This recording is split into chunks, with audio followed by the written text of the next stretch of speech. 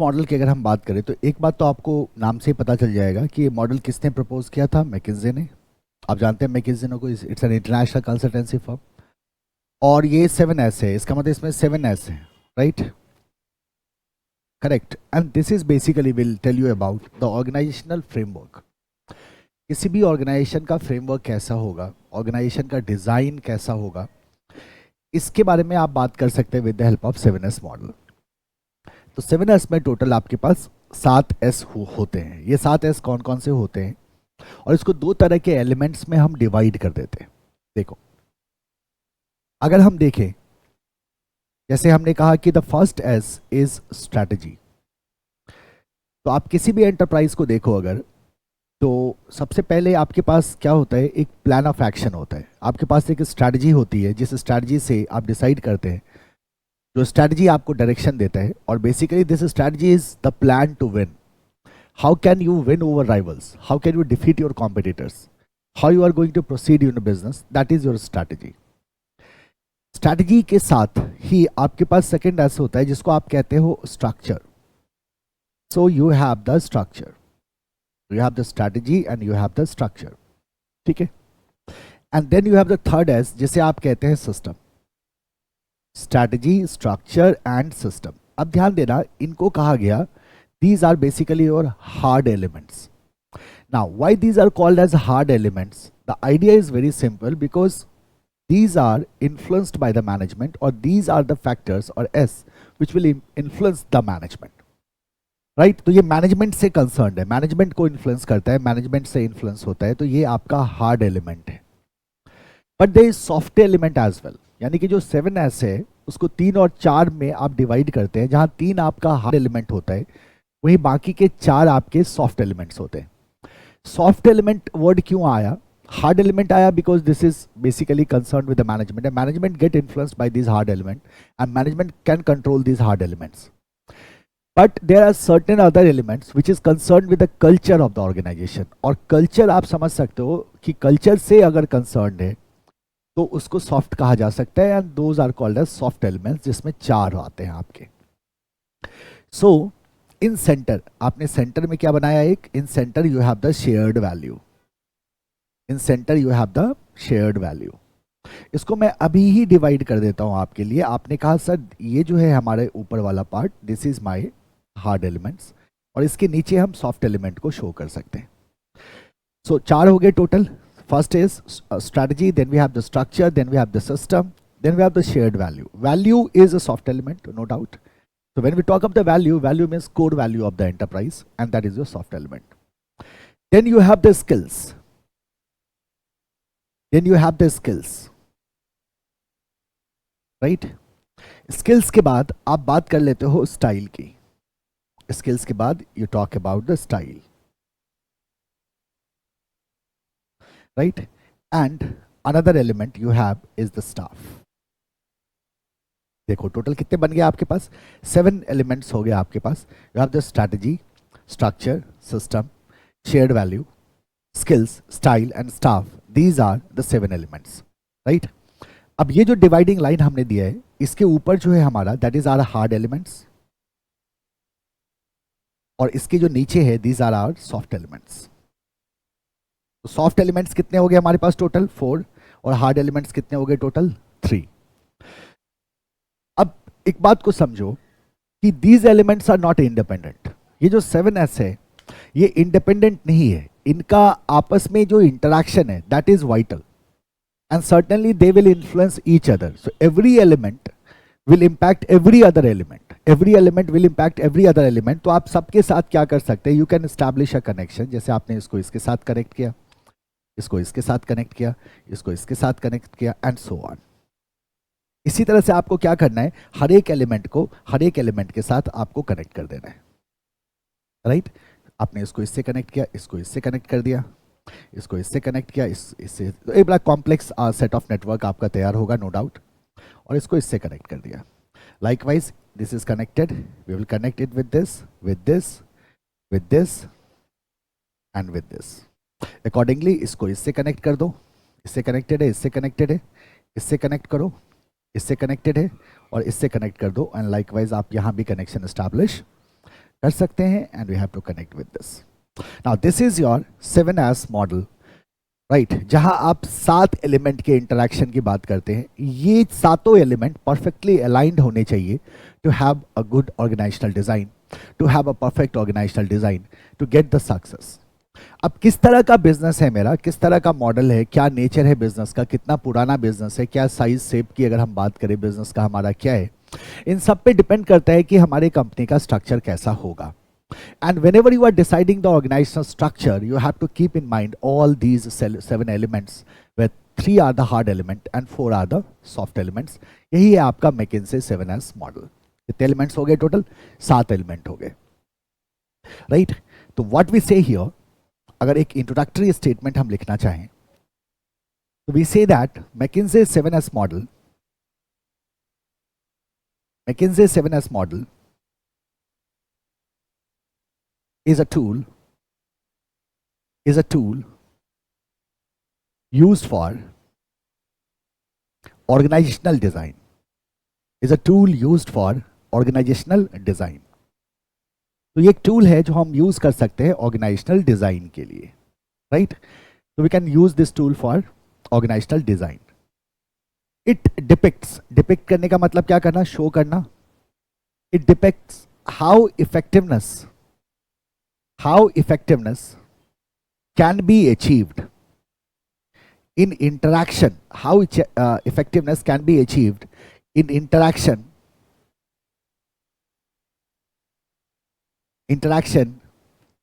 of या between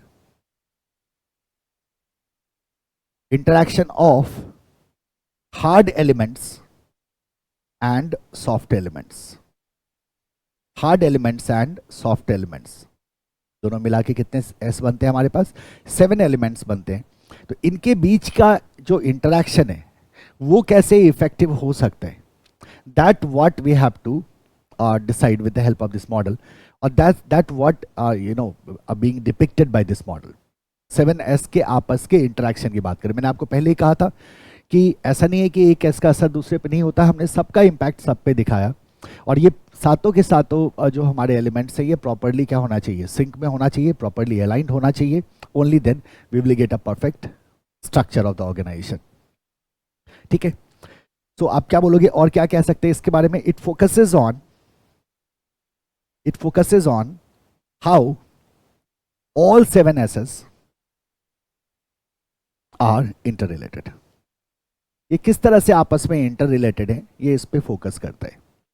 It focuses on how 7 S's are interrelated, है ना.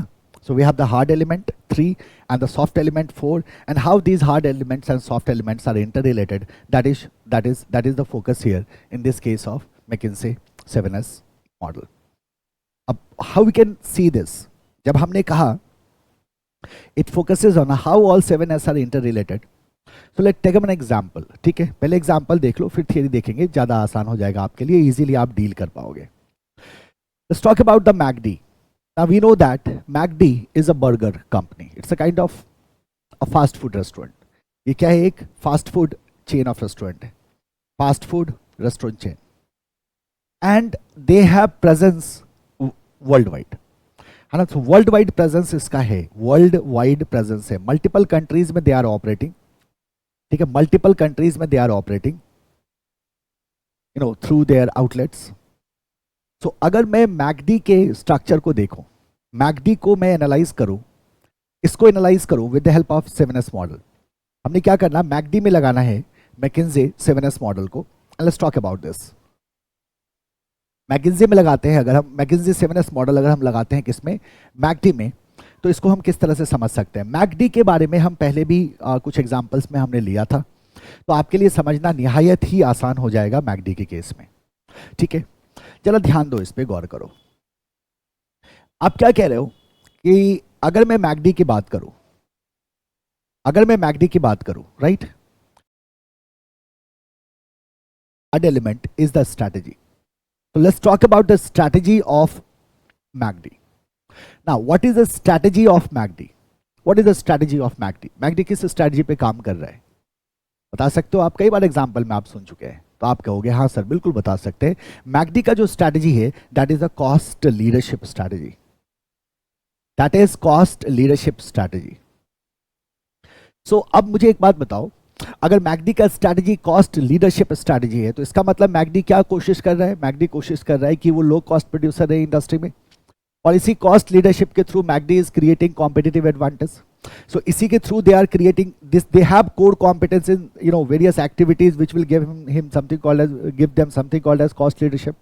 Certainly they have a what, a competitive advantage, an advantage over rivals. तो McD की जो strategy है that is the cost leadership strategy, right. Second में आ जाओ, let's talk about the structure of the matrix McD. McD का structure कैसा है? अब हम कहते हैं मैकडी तो सर बहुत बड़ी कंपनी है, इसके बहुत सारे आउटलेट हैं, लेकिन आपको बड़ा सरप्राइज होगा सुन के कि मैकडी का स्ट्रक्चर हायरार्किकल स्ट्रक्चर नहीं है। इट्स नॉट लाइक कि बहुत लंबा चौड़ा हायरार्की बन रहा है। Almost you will see that the McD structure is a flat structure, और वो जरूरी भी है, वो जरूरी है as per the strategy that is needed, that is required. And what is happening in the case of matrix, they have outlets, उनके outlets हैं, and those outlets are being managed by the managers only. अब मान लो उन्होंने क्या किया, different, मान लो India में, other countries में दे हैव सर्टेन आउटलेट्स। अब उन आउटलेट्स में क्या है कि there is a manager appointed, जो मैनेजर क्या करता है उस पूरे आउटलेट को मैनेज करता है, और उस आउटलेट में, उस रेस्टोरेंट में स्पेसिफिकली जितने भी स्टाफ हैं, जितने भी एम्प्लॉयज हैं, उस सारे स्टाफ एंड एम्प्लॉयज को मैनेज करने का काम उस मैनेजर का होता है। So more or less you will find that the structure of MACD is a flat structure, though there are certain management levels, वो तो होगा ही होगा। Certainly अगर आप different outlet को manager से appoint कर रहे हैं तो manager किसको report कर रहा है? तो certainly there will be higher level authority, so there will be some management levels, but it is not a highly hierarchical structure but a flat structure। इस तरह का structure दिखेगा आपको, एक flat structure दिखता है आपको in the case of MACD, a flat structure, जहाँ क्या होता है कि हर एक आउटलेट का, outlet managed by managers, outlet managed by managers, right. Few management levels you will see, correct. तो एक पर्टिकुलर आउटलेट में जितने भी एम्प्लॉइज हैं, जितने भी स्टाफ है, उसका मैनेजर उसे क्या कर रहा होता है, मैनेज कर रहा होता है। तो this is the structure, right. Now third, अब बात कर लो सिस्टम की। मैकडी की क्या खासियत है? आपने कहा मैकडी को कॉस्ट लीडरशिप अचीव करना है। अगर मैकडी को कॉस्ट लीडरशिप अचीव करना है तो क्या उसका प्रोसीजर, क्या उसका जो उसकी एक्टिविटीज हैं वो अकॉर्डिंगली होंगी या नहीं? जरा सोचो, अगर मैकडी का सप्लाई चेन अच्छा ना हो, एंड अगर मैकडी जैसे रॉ मटेरियल को प्रोक्योर करना और फिर हर एक आउटलेट पे मटेरियल को पहुंचाना, अगर इसमें डिले हो या इसमें ज़्यादा कॉस्ट आए, तो क्या ऐसे सिचुएशन में मैकडी कभी भी कॉस्ट लीडरशिप को अचीव कर पाएगा? आप बोलोगे नहीं। अगर टर्न अराउंड टाइम बहुत ज़्यादा हो जाए, मतलब काउंटर पे लोग पहुंच रहे हैं और ऑर्डर प्लेस किया, ऑर्डर प्लेस करने के बाद जब उनको मिलता है बर्गर, अगर ये टाइम बहुत ज़्यादा हो जाए तो क्या वो कॉस्ट लीडरशिप को अचीव कर पाएगा? नहीं। अगर जो बर्गर बनाने का जो उनका प्रोसेस है, अगर ये प्रोसीजर बहुत लेंदी हो, बहुत टाइम टेकिंग हो जाए और उसमें बहुत ज़्यादा कॉस्ट आने लगे, तो क्या वो कभी अपनी स्ट्रैटेजी को अचीव कर पाएंगे? आप बोलोगे नहीं। स्ट्रैटेजी है cost leadership that will prevail in entire organization and all elements will be accordingly, वो सारे एलिमेंट पे इंपैक्ट करेगा। तो स्ट्रैटेजी का इंपैक्ट स्ट्रक्चर पे है, तो स्ट्रक्चर का भी इंपैक्ट स्ट्रैटेजी पे है। यही हम कहना चाह रहे थे शुरू में ही। स्ट्रैटेजी का इंपैक्ट सिस्टम पे है, तो सिस्टम का भी इंपैक्ट स्ट्रैटेजी पे हमें दिखाई देगा। जब हम सिस्टम की बात करते हैं तो सिस्टम में हम बात करते हैं प्रोसीजर्स की, सिस्टम्स में हम बात करते हैं एक्टिविटीज की। जो डिफरेंट प्रोसीजर्स हैं, जो डिफरेंट एक्टिविटीज हैं, जो डिफरेंट ऑपरेशंस हैं, आप उसकी बात कर लेते हैं। तो आपने कहा जो ऑपरेशंस है मैकडी के, जो सप्लाई चेन मैनेजमेंट है मैकडी का, जो ऑपरेशंस हैं, जो सप्लाई चेन मैनेजमेंट है मैकडी का, या फिर आपने बात कर लिया जो मार्केटिंग है मैकडी का, all these things will be considered as what, system. तो तीसरा एस्पेक्ट हो गया हमारा सिस्टम। तो these are our hard elements. ये कैसे एलिमेंट्स है हमारे पास? ये hard elements, and all these hard elements will have interaction with the soft elements as well. Now when we talk of the soft elements, तो हमने कहा soft elements is concerned with culture. Soft element किससे concerned है? Culture से concerned है। तो number 4 is the shared value.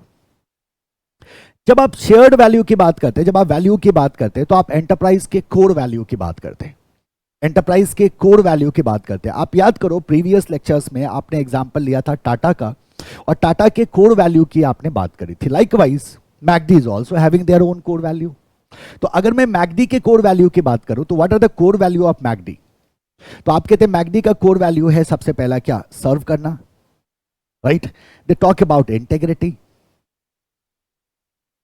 They talk about inclusion, community and family.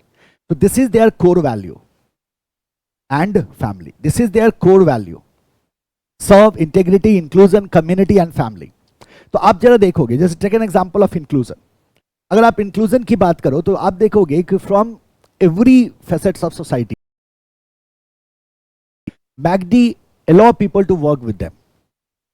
McD कभी भी डिस्क्रिमिनेट नहीं करता, है ना? तो आप देखोगे कि इंक्लूजन है, इंक्लूसिव पॉलिसी है उनकी. So everyone is allowed to, they have approximately more than 2 lakh employees worldwide. 2 lakh से ज्यादा स्टाफ है उनके पास वर्ल्ड वाइड.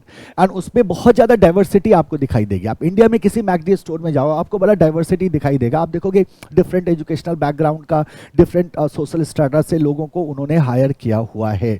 सो इसका मतलब क्या हुआ? Their value is of what? Inclusion. And of course they try to cater different set of customers. Their focus is very clear. They try to get more and more customers, different set of customers they try to satisfy, and accordingly they design their product. Integrity, and of course they are there for what? Serve. MACD also ensure कि उसका जो earning है उसका certain part वापस किसको जाए? Community को जाए. So this is shared value. Shared value here means the core value of the enterprise, and core value को आप इन सेंस में देख सकते हो. मैकडी के केस में आ जाओ. शेयर्ड वैल्यू के बाद लेट्स टॉक अबाउट स्टाफ. जैसा मैंने आपसे कहा कि over 2 lakh staffs, over 2 lakh staffs they have around the world. Over 2 lakh staff around the world, and they are taking proper care of their staff, है ना? Over 2 lakh staff around the world, है ना? और अलग अलग, जैसा मैंने आपसे कहा था कि अलग अलग सोशल सेटअप से उन्होंने लोगों को हायर किया. तो बड़ा डाइवर्सिफाइड आपको स्टाफ दिखाई देगा. डाइवर्सिफाइड आपको स्टाफ दिखाई देगा इन the case of what? Matrix, in the case of McD. Now staff is equally important because ultimately जो भी आपकी स्ट्रैटेजी है उसका एग्जीक्यूशन का जिम्मा किस पे जाता है? स्टाफ पे जाता है ना? तो human resource is vital always. तो this is your staff. Number 6. Staff के बाद आप करते हैं स्किल्स की बात. पहले स्टाइल ले लो. स्टाफ के बाद किसको ले लो? स्टाइल को ले लो. Let's talk about the style first. आप स्टाइल की बात करते हैं. स्टाइल का मतलब क्या हुआ? तो आप कहते हैं स्टाइल का मतलब हो गया द मैनेजमेंट स्टाइल. स्टाइल का मतलब क्या हो गया? The management style, how they are managing their organization. McD की अगर बात करो तो मैकडी में पार्टिसिपेटिव लीडरशिप आपको देखने को मिलेगा. पार्टिसिपेटिव लीडरशिप का मतलब है कि जो हायर लेवल अथॉरिटीज है ना, they are always available to listen from the managers of the outlets, and managers are always available for the staff under them. तो अगर आउटलेट में कोई काम कर रहा है, they have some feedback or they have to share some concern with the manager is always available, and when manager has to concern some share with the higher authority is also available. So they work in a participative manner. तो कैसी leadership है यहाँ? Participative leadership है. तो क्या सभी organisation में होगा? आप कहोगे नहीं, ये तो डिपेंड करता है ना. हमने एग्जाम्पल लिया है किसका? मैकडी का. तो कैसा लीडरशिप है? पार्टिसिपेटिव लीडरशिप है. क्विक डिसीजन मेकिंग हो, कहीं भी डिले ना हो, है ना? कोई भी इश्यू अगर क्रिएट हो रहा है तो वो क्विकली क्या हो? रिजॉल्व हो. These are the condition of cost leadership. अगर ऐसा नहीं होता है तो हम वैसे भी कॉस्ट लीडरशिप को अचीव नहीं कर पाएंगे. सो पार्टिसिपेटिव लीडरशिप की अगर आप बात करें, that you will see in the case of what? Matrix. In the case of McD. तो आप स्टाइल का मतलब क्या कहते हो? कि मैनेजमेंट स्टाइल की आप बात करते हैं. मैनेजमेंट स्टाइल की आप बात करते हैं when you talk of the style. And number 7 is your skills. Now skills are equally important, क्योंकि जो हमारी स्ट्रैटेजी है accordingly we need to have the skill. Yes और नो? जो हमारी स्ट्रैटेजी है accordingly we need to have the skills. People are lacking skills, in that case आप अपने काम को परफॉर्म ही नहीं कर पाओगे. You talk about the system, you talk about the procedures, activities, operation, supply chain management, marketing, and suppose the staff of the company are lacking the skill. Staff of the company are lacking the skill. In that case, will you be able to get the system benefit of the system? Answer is no. अगर आप system की को अगर आप ensure नहीं कर पाते, in that case, will you be able to ensure your strategy? आप बोलोगे no. ये पूरा स्ट्रक्चर आपका डिसफंक्शनल होगा. So when we talk of the skills, you talk about the training, you talk about improving the working performance of individuals or the members of organization. Skill impart करने की आप बात करते हैं, और मैकडी भी कंटिन्यूअस बेसिस पे क्या करते हैं, they provide training on continuous basis, training on continuous basis. ये होता है बेसिकली आपका 7S। तो ये जो हमारे बाकी के हो गए 4, 5, 6 and 7, these are our soft elements. ये है बालक मैकिन्से मॉडल। आप किसी भी कंपनी पे लगाओ, किसी भी स्ट्रक्चर पे लगाओ, आपको एक बड़ा बेहतरीन बैलेंस दिखेगा, और आपको दिखेगा कि ये सारे फैक्टर एक दूसरे को क्या करते हैं, हाईली इन्फ्लुएंस करते हैं, एक दूसरे के साथ इंटरैक्ट करते हैं, और बहुत ही इंपॉर्टेंट है आप सातों फैक्टर को कंसीडर करें, अकॉर्डिंगली ऑर्गेनाइजेशनल डिजाइन को डेवलप करें, राइट। इसमें से अगर कुछ इम्बैलेंस होता है तो आपको स्ट्रक्चर बदलने की जरूरत हो जाती है, you will see that, right. जैसे हमने सिंपल स्ट्रक्चर से स्टार्ट करेंगे, फिर फंक्शनल पे जाना होगा, फिर डिविजनल पे जाना होगा, फिर मल्टी डिवीजन पे जाएंगे, फिर एसबीओ स्ट्रक्चर पे हमें जाना होगा। ऐसा क्यों होगा? क्योंकि आप देखोगे कुछ ना कुछ ऐसा क्या हो रहा है, अनबैलेंस हो रहा है। So accordingly you will have to make a shift and keep a proper interaction and balance among all these 7 elements, 3 hard elements and 4 soft elements.